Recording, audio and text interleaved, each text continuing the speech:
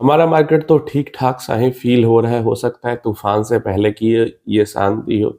लगभग सारे ही indexes broader market green में है, बहुत ज़्यादा पॉज़िटिव में नहीं है, मतलब 1% से ऊपर तो कोई नहीं है।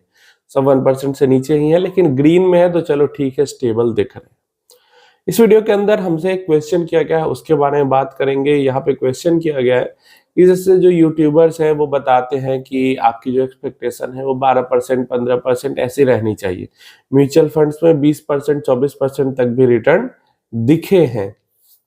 मैं पर्सनली अपनी बात कर रहा हूँ, एक टाइम पे मैं देख रहा था तो निप्पॉन स्मॉल कैप फंड का 10 इयर्स का जो रिटर्न है वो 28%, 28 पॉइंट समथिंग का दिखा रहा था। ये मैंने हाईएस्ट किसी भी म्यूचुअल फंड स्कीम का रिटर्न देखा है। 10 इयर्स टाइम पीरियड में 28% से ज्यादा मैंने किसी का रिटर्न नहीं देखा है। वो भी थोड़े टाइम के लिए दिखा था, फिर मार्केट जब गिरी है तो अभी होगा 22-24% के पास उसका दिख रहा होगा। तो ये चीज है, लेकिन ये एक्सेप्शनल केस है। हर म्यूचुअल फंड ऐसा रिटर्न नहीं देता। एक तो स्मॉल कैप में भी, और वो भी लॉन्ग टर्म में ऐसे रिटर्न्स बनते हैं। उम्मीदवार अगर आप एक एवरेज पोर्टफोलियो बनाते हो, large cap, mid cap, small cap, flexi cap, multi cap, large and mid cap, Contra value, मतलब इनमें से कोई भी 2-3 फंड्स रख के, मतलब लार्ज, मिड, स्मॉल तीनों मिला के पोर्टफोलियो बनाते हो, तो आपकी जो रिटर्न की एक्सपेक्टेशन है वो 15% की रहनी चाहिए। ठीक है, ज्यादा रिस्क लेते हो, ज्यादा कॉन्सेंट्रेटेड रखते हो तो थोड़ा ऊपर रिटर्न भी मिल सकता है। उससे ऊपर जो आपको मिलता है उसको आपको बोनस की तरह ही समझना चाहिए। तो एक्सपेक्टेशन यही रहनी चाहिए। अब क्वेश्चन इनका ये है कि फंड मैनेजर तो एक्सपर्ट्स होते हैं, तो वो 30-40% का रिटर्न नहीं जनरेट कर सकते? क्यों नहीं करते हैं? तो देखो, 30-40% का रिटर्न जनरेट कर सकते हैं फंड मैनेजर्स, लेकिन वो म्यूचुअल फंड में कभी जनरेट नहीं करेंगे, क्योंकि म्यूचुअल फंड में उनका खुद का पैसा नहीं होता है। क्लियर है? म्यूचुअल फंड में पब्लिक का पैसा होता है, और जो रिस्क होता है वो इंसान अपने पैसे पे तो एक टाइम पे रिस्क ले भी ले, लेकिन कोई भी एक समझदार इंसान, पढ़ा लिखा इंसान दूसरे के पैसों पे रिस्क नहीं लेता है। कैसे? आपको मैं हमेशा कहता हूं कि लोन लेके कभी भी पैसा इन्वेस्ट मत करो। दूसरे के पैसा पे कभी भी रिस्क नहीं लेना चाहिए। और फंड मैनेजमेंट की ऐसी जॉब है, आपने कहावत भी सुनी होगी कि धर्म भी गया और धर्म भी गया। तो अगर वो रिस्क लेते हैं फंड मैनेजर और रिटर्न अच्छा बना, तब तो काफी वाहवाही मिलेगी। लेकिन अगर थोड़े टाइम के लिए भी आपके एक्स्ट्रा रिस्क के कारण रिटर्न खराब हो गया, तो धन भी जाएगा और धर्म भी जाएगा। मतलब आपकी नौकरी भी जाएगी, और दूसरे जगह पे कहीं पे आपको नौकरी भी नहीं मिलेगी किसी फंड हाउस में। क्यों? क्योंकि फिर वो रेपुटेशन आपकी बन जाएगी ना कि आप बहुत ज्यादा रिस्क लेते हो, इधर उधर करते हो। तो इसलिए ज्यादातर जो फंड मैनेजर्स हैं, मेजॉरिटी में, वो भेड़ चाल में चलना पसंद करते हैं। और ठीक है, ये स्टॉक है, सब कोई ले रहा है, हम भी ले लेते हैं। डूबेगा तो सब डूबेगा, उबड़ेंगे तो सब उबड़ेंगे। इससे क्या होगा कि किसी एक पर्टिकुलर फंड मैनेजर को ज्यादा गाली नहीं सुननी पड़ेगी, ज्यादा क्रिटिसाइज नहीं कोई करेगा, उनके ऊपर कोई इल्जाम नहीं लगेगा।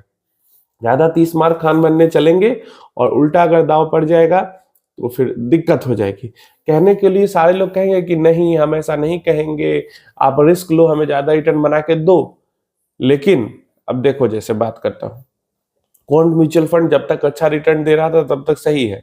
रिटर्न जब खराब दे रहा, कैसे लोग क्रिटिसाइज कर रहे हैं?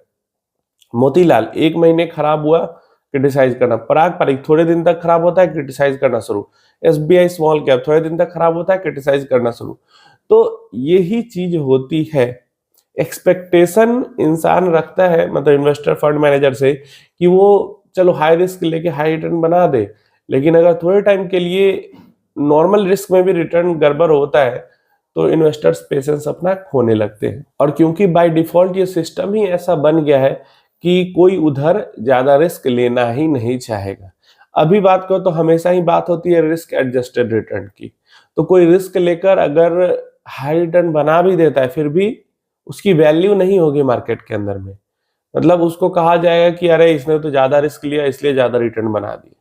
उसने मेहनत दिखाई, उसने करेज दिखाया, इसकी बात नहीं होगी। फंड मैनेजर के बारे में यही कहा जाएगा, या उस स्कीम के बारे में यही कहा जाएगा कि ये तो ज्यादा रिस्क लेती है, इसके अंदर इन्वेस्ट नहीं करना चाहिए। तो कोई एक तरीके से लॉजिक ही नहीं बचता है, उनके पास कोई होप ही नहीं है कि क्यों मैं एक्स्ट्रा रिस्क लेके एक्स्ट्रा रिटर्न बनाऊं, क्योंकि न उनको ज्यादा उससे पैसा मिलेगा, न उनको ज्यादा उससे तारीफ मिलेगी, उल्टा यही बात हो जाएगी कि ये ज्यादा रिस्क लेता है और नाम भी ऐसे में खराब हो जाएगा। तो कोई क्यों फंड मैनेजर खुद से अपना नाम खराब करने जाएगा। और ये फैक्ट बात है, और इसी कारण से जो फंड मैनेजर्स हैं वो सबका रिटर्न लगभग एक जैसा ही, वही 20%, 18%, 15% ऐसे रहता है, क्योंकि कोई आउट ऑफ द वे नहीं जाना चाहता है। और क्या मार्केट में पैसे बनते नहीं 20%, 40%, 30%, जरूर बनते हैं। और काफी देखो, जो बना लेता है, अब कुछ ही लोग बना पाते हैं, और इसीलिए जो टॉप इन्वेस्टर्स की हम बात करते हैं तो वो कुछ ही लोग हैं, क्योंकि उन्हीं कुछ लोगों ने हाई रेट पे कंपाउंडिंग की है और उन्होंने रिस्क लिया है, उन्होंने कंपाउंडिंग की है, तो उन्होंने पैसा बनाया है।